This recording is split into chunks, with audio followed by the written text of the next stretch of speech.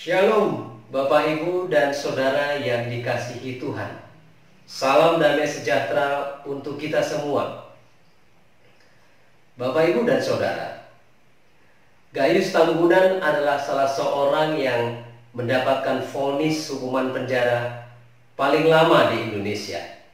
Ia divonis total 30 tahun penjara. Ya, ada tafsir berbeda dari beberapa ahli hukum bahwasanya seharusnya seseorang itu maksimal menjalani hukuman 20 tahun penjara. Tetapi pada kasus Gayus Tambunan, ia divonis dalam 4 perkara yang berbeda di waktu yang berbeda, sehingga total dari vonis dari 4 perkara yang berbeda itu ia harus menjalani 30 tahun penjara. Bila kita lihat dari usianya ketika divonis, yaitu 34 tahun, maka ia sejatinya akan keluar dari penjara pada usia 64 tahun. Tetapi pada kenyataannya, kita sudah melihat bagaimana ia nonton pertandingan tenis di Bali, dan beberapa kali ia tertangkap kamera sedang makan di sebuah restoran. Bapak Ibu, bicara tentang penjara, bagi kita yang suka nonton film, tentu kita tahu film Shawshank Redemption. Film yang bercerita tentang seorang pegawai bank yang divonis penjara, namun berhasil meloloskan diri dari penjara. Film ini merupakan film terbaik sepanjang masa dan selalu memperoleh nilai atau rating tertinggi dari penonton. Meskipun film ini mengajar hal yang tidak baik, yaitu mengajak penonton untuk membela seseorang yang keluar dari penjara dengan cara yang tidak benar, tetapi nyatanya film ini disukai banyak penonton. Karena apa? Karena dalam film ini memang diceritakan tentang bahwa Andy Dufresne, si tokoh yang keluar dari penjara ini, sebenarnya tidak melakukan kejahatan. Ia terjebak di dalam bukti-bukti di pengadilan yang akhirnya membuat dirinya menjadi sosok yang harus dipenjarakan. Sehingga penonton seperti membela seseorang yang terjebak atas vonis pengadilan agar ia ketika berhasil lolos dari penjara, ia mendapatkan kebebasannya. Hari ini menyambut perayaan kemerdekaan negara kita Republik Indonesia di esok hari, saya mengajak Bapak Ibu Saudara semua untuk kita merenungkan kemerdekaan negara kita dengan membaca kisah Petrus yang lepas dari penjara. Namun sebelumnya, mari kita berdoa. Tuhan, kami mengucap syukur pagi hari ini. Hamba-Mu bersama jemaat GKMI Immanuel Cipayung, Jakarta, kami bersama-sama akan merenungkan firman-Mu. Di dalam kami menyambut kemerdekaan negara kami, kebebasan negara kami 75 tahun yang lalu dari bangsa penjajah. Berkati kami, berikan hikmat dari Tuhan, sehingga apa yang boleh kami renungkan di pagi hari ini memberikan kami pencerahan di dalam kami mengisi kemerdekaan di negara tercinta ini. Di dalam nama Tuhan Yesus kami berdoa dan bersyukur. Amin. Mari kita membuka firman Tuhan dari kitab Kisah Para Rasul 12 ayat 4 sampai 10.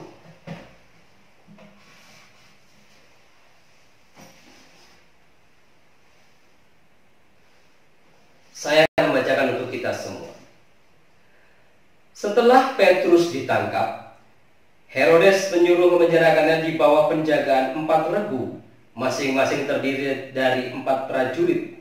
Maksudnya ialah supaya sehabis Paskah ia menghadapkannya ke depan orang banyak. Demikianlah Petrus ditahan di dalam penjara, tetapi jemaat dengan tekun mendoakannya kepada Allah.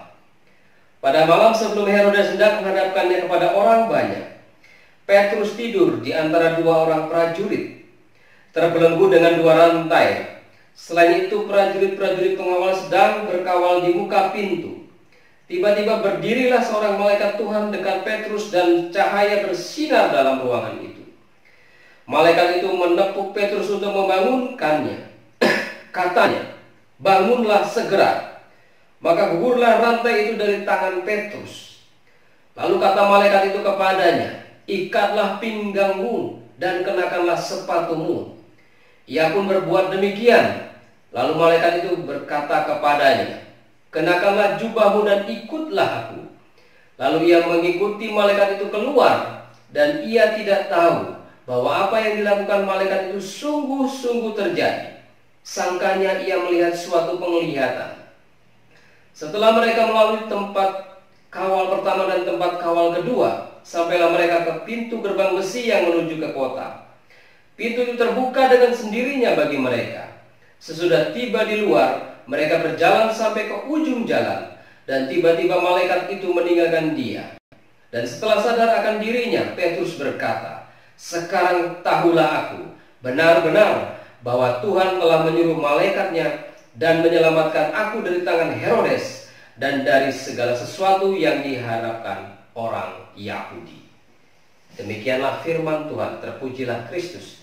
Diberkatilah kita yang percaya dan melakukan firman Tuhan. Renungan kita di pagi hari ini saya berikan judul, "Kemerdekaan adalah karya Tuhan."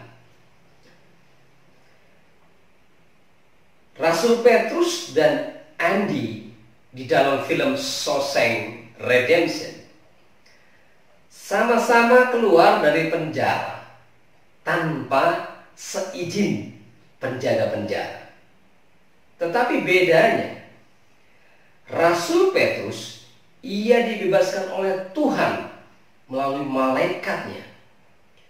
Sedangkan Andy di dalam film Shawshank Redemption, ia terbebas dari penjara dengan membuat lubang dan melalui sebuah pipa kotoran untuk keluar dari penjara dengan usahanya dia. Petrus dibebaskan oleh malaikat Tuhan, sedangkan Andy dengan caranya. Nah, lain lagi kalau kita bicara tentang foto-foto gayus yang ada di luar itu.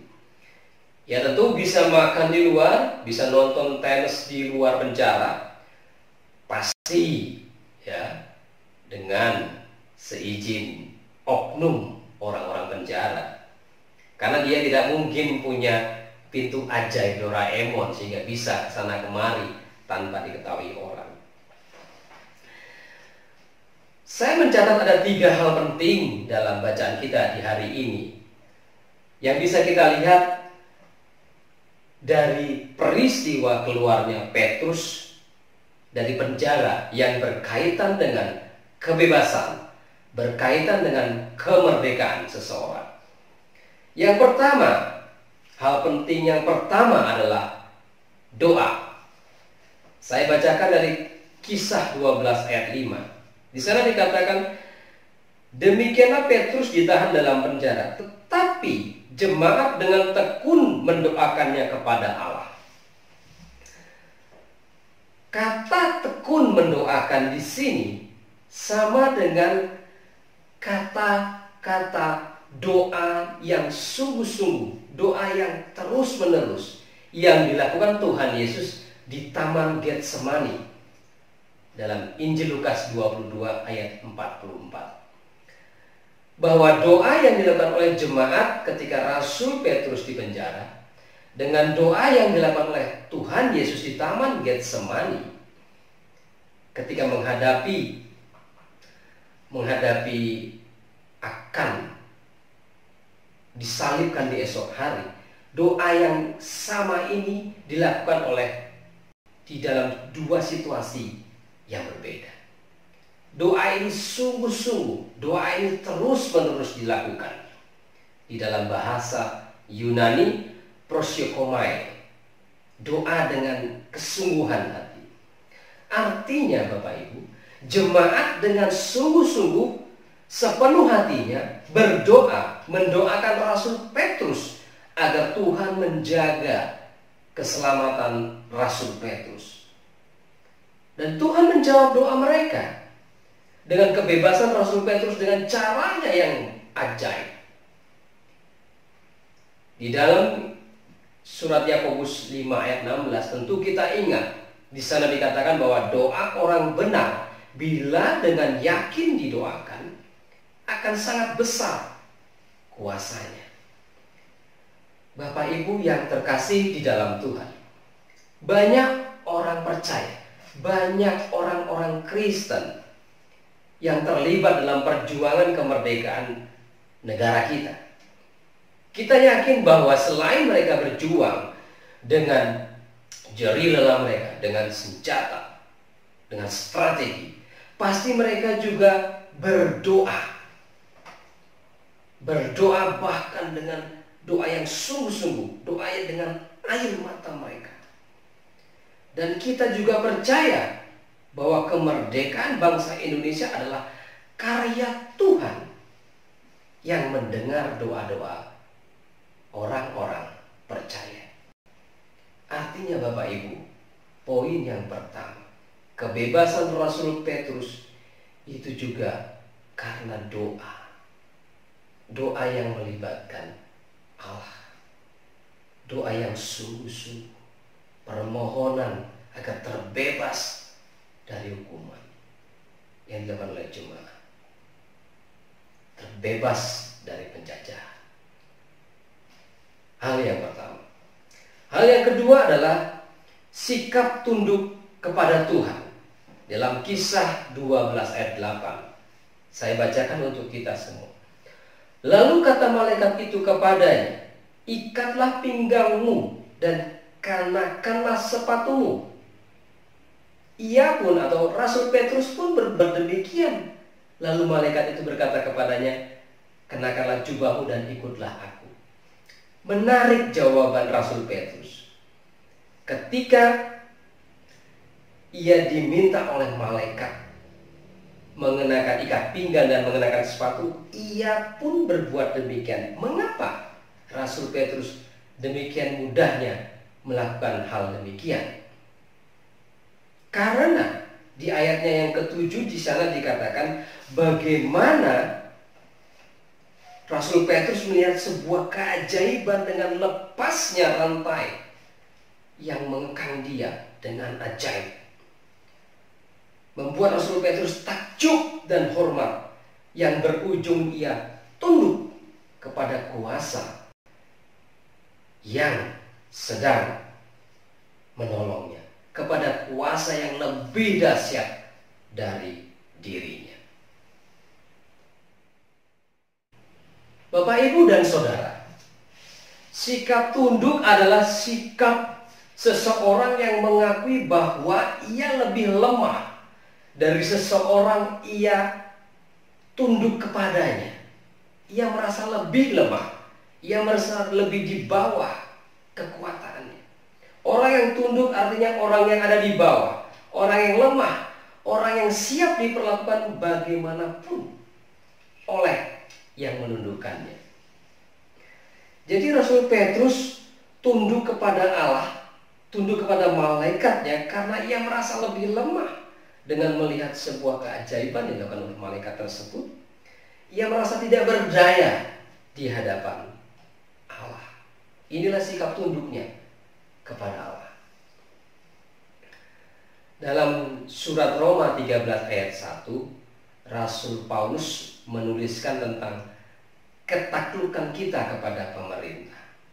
Kata takluk dalam Roma 13 ayat 1 senada dengan kata tunduk. Artinya Bapak Ibu, kita sebagai bangsa Indonesia seharusnya mengisi kemerdekaan Indonesia dengan sikap tunduk kepada pemerintahan sebagai wakil Allah di negara kita Indonesia. Ya, Bapak Ibu, masih meningkatnya angka penyebaran COVID-19. Salah satunya adalah karena sikap kita atau sikap beberapa orang yang terlalu cuek, tidak tunduk kepada pemerintah. Masyarakat acuh tak acuh dengan protokol kesehatan, sehingga peningkatan ataupun penyebaran virus corona ini masih saja sampai hari ini, dan bahkan masih memperlihatkan angka yang cukup tinggi. Mari sebagai orang percaya kita tunjukkan bahwa kita adalah orang-orang yang tunduk kepada Allah. Salah satunya adalah tunduk kepada pemerintah sebagai wakil Allah, dengan kita melakukan apa yang menjadi himbauan dari pemerintah untuk mengisi kemerdekaan Indonesia, untuk hidup dalam tantangan yang baru, untuk hidup new normal. Hal yang ketiga yang penting di dalam kisah Petrus keluar dari penjara adalah sikap patuh. Dalam Kisah Para Rasul 12 ayat 9 sana dikatakan, lalu ia atau Rasul Petrus mengikuti malaikat itu keluar, dan ia tidak tahu bahwa apa yang dilakukan malaikat itu sungguh-sungguh terjadi. Sangkanya ia melihat suatu penglihatan. Sangat menarik Bapak Ibu. Meskipun Rasul Petrus belum sepenuhnya sadar bahwa ia sedang mengalami hal yang nyata, ia tetap melakukan perintah Tuhan. Ia tetap melakukan perintah malaikat Tuhan. Hal ini adalah contoh sikap kepatuhan kepada kuasa Tuhan. Hal yang sama ditunjukkan oleh Abraham ketika Allah memerintahkannya untuk keluar dari tanah leluhurnya. Ia belum tahu di mana letak tanah yang dijanjikan Tuhan, tapi ia begitu saja mematuhi apa yang menjadi perintah dari Tuhan. Sikap patuh adalah sikap yang percaya 100%, pasrah, berserah kepada Yang Maha Kuasa, yakin, percaya bahwa seseorang yang patuh akan diarahkan kepada hal yang baik. Sikap patuh lebih berkaitan dengan melaksanakan aturan-aturan. Kalau sikap tunduk, artinya seseorang itu tunduk dan berserah kepada kuasa yang lebih besar daripada dirinya. Kalau sikap patuh adalah sikap yang setia melakukan perintah dari kuasa yang lebih daripada dirinya. Bapak, Ibu, dan saudara yang terkasih di dalam Tuhan, judul renungan kita di pagi hari ini, kemerdekaan adalah karya Tuhan, yang saya ambil, yang saya dasarkan dari kisah Rasul Petrus keluar atau terbebas dari penjara, mengajar kita semua untuk percaya bahwa kemerdekaan atau kebebasan manusia adalah bukan karena usahanya sendiri, tetapi karena karya agung, karya anugerah Tuhan di dalam kehidupan manusia. Hal ini sejalan dengan keyakinan iman kita bahwa keselamatan itu adalah anugerah Tuhan, bukan hasil usaha manusia. 3 hal pokok tadi yang kita bicarakan, yaitu pertama, berdoa kepada Allah, tunduk kepada kuasa Allah, patuh melakukan perintah Allah, merupakan sebuah simbol, sebuah tanda bahwa kita percaya Allah yang memberikan kemerdekaan, Allah yang memberikan kebebasan kepada bangsa Indonesia, Allah yang memberikan kemerdekaan kepada kita dari tangan bangsa penjajah. Kemerdekaan dan kebebasan ini bukan hanya berbicara tentang kebebasan jasmani, tetapi juga rohani. Kebebasan rohani adalah kebebasan manusia dari kuasa dosa, dari belenggu kuasa dosa. Dengan terbebasnya kita dari kuasa belenggu dosa yang dilakukan oleh Tuhan Yesus Kristus, karya Tuhan Yesus Kristus, pengorbanannya di kayu salib, membuat kita bebas dari hukuman dosa. Sedangkan bagi bangsa Indonesia, bebas yang kita alami adalah bebas secara jasmani. Bangsa Indonesia bebas dari penjajahan. Dengan bebasnya kita, dengan bebasnya bangsa Indonesia, dengan bebasnya orang-orang percaya dari belenggu dosa, kita hidup dalam sebuah tatanan hidup yang baru. Kita hidup dalam sebuah era yang baru. Manusia yang lama kita tinggalkan, manusia yang diperbudak dosa kita tinggalkan.